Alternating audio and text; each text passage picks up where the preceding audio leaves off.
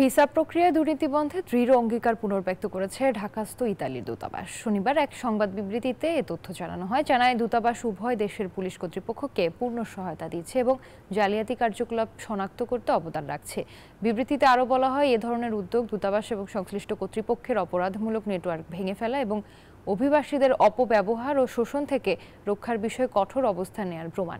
এমনকি যে কোনো অসদাচরণের অভিযোগ কর্তৃপক্ষের কাছে প্রতিবেদন দেওয়ার জন্য অনুরোধ করেছে ঢাকার ইতালি দূতাবাস।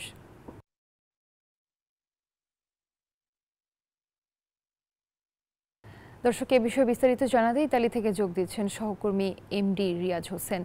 আর রিয়াজ, ভিসা দুর্নীতি বন্ধের যে উদ্যোগ, এটি নিঃসন্দেহে খুবই গুরুত্বপূর্ণ একটি উদ্যোগ। এর ফলে আসলে কি কি সুবিধা মিলবে বলে মনে করছেন? যাবে, কিন্তু বাংলাদেশ থেকে প্রবাসী বাংলা এখানকার যারা ইতালিতে আসতে চাচ্ছেন তারা কিন্তু এই একটি মাধ্যমে আসেন। কিন্তু সম্প্রতি আমরা গত 2-3 বছর যাবত দেখতে পাচ্ছি ইতালি দূতাবাস ব্যাপক যাচাই বাছাইয়ের নামে কিন্তু যারা ইচ্ছুক, অভিবাসী ইচ্ছুক, তাদেরকে ভিসা দিচ্ছে না। আর এই কারণে ওখানকার অনেকেই বছরের বছর অপেক্ষা করে আজকে অনেকে উদ্যোগ করে নিয়েছেন, আবার কেউ অপেক্ষায় রয়েছেন ভিসা পেতে।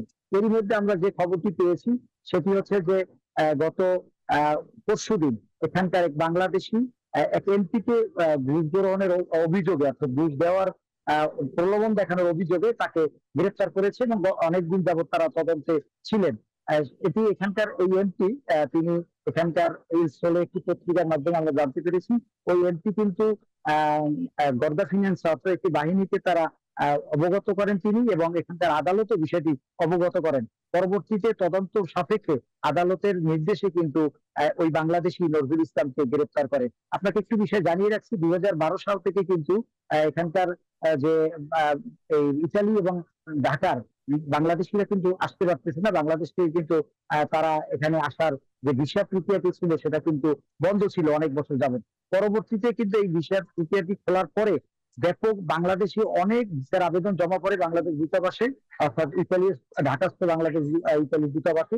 সেই জমা পড়ার কারণে অনেক নুরুস্তা, যেটাকে বলা হয় ইতালিয়ান ভাষায়, সেই নুরুস্তা আসলে জমা পড়ার কারণে সেখানে কিন্তু ভিসা জটিলতা দেখা দেয়। কারণ এত বাংলাদেশি কিভাবে এই নুরুস্তা গুলো পায়, এই নিয়ে ধর্মীয় সৃষ্টি হয় এবং ইতালি দূতাবাস, এখানকার পররাষ্ট্র মন্ত্রণালয় এবং দরজা বেগম এখানকার প্রধানমন্ত্রী তিনি বাংলাদেশ সম্পর্কে মন্তব্য করেন এবং অধিক তদন্তের সাপেক্ষে তিনি এগুলো ভিসা দেওয়ার ব্যাপারে নির্দেশ প্রদান করেন। এরই মধ্যে আমরা দেখতে পাচ্ছি গত 2023-24 সালে 2 বছর যাবত যে আবেদনগুলো জমা ইতালি দূতাবাসে করেছে সেগুলো অনেক খুব কম ভিসা পেয়েছে, এবং যারা ভিসা পেয়েছে খুবই মানে ভিসাগুলো দিচ্ছে না, এবং দূতাবাসের সামনে মানববন্ধন হয়েছে ঢাকার, এবং আন্দোলন করেছে, কেউ পাসপোর্ট উল্টো করে মধ্যপ্রাচ্যে চলে গেছে। সম্প্রতি আমরা যে খবরটি পেলাম এতে এখানকার বাংলাদেশি যারা রয়েছে তাদের ভাবমূর্তি ক্ষুণ্ণ হয়েছে বিষয়টি নজরুল ইসলামের গ্রেফতারের মধ্য দিয়ে। আরেকটি বিষয় হচ্ছে যে এই নজরুল ইসলাম নয়, শুধু অনেক বাংলাদেশি আছে যে তারা বাংলাদেশ থেকে এবং ইন্ডিয়া সহ বিভিন্ন দেশ থেকে ইতালিতে বৈধ প্রক্রিয়া তারা নিয়ে আসেন, কিন্তু তারা আনার পদ্ধতিতে আসলে অধিক টাকা নেওয়ার কারণে এই কারণে এখানকার দালাল চক্রের বিরুদ্ধে এখানে বিভিন্ন অভিযোগ করে, সে কারণেই পরবর্তীতে সরকার এই ব্যবস্থা নেন এবং বর্তমানে নজরুল ইসলাম জেলাতে হাজতে রয়েছে এবং আরো এক বাংলাদেশি, কয়েকজন বাংলাদেশি এর সাথে জড়িত রয়েছে বা জড়িত হতে। রিয়াজ, আপনাকে ধন্যবাদ।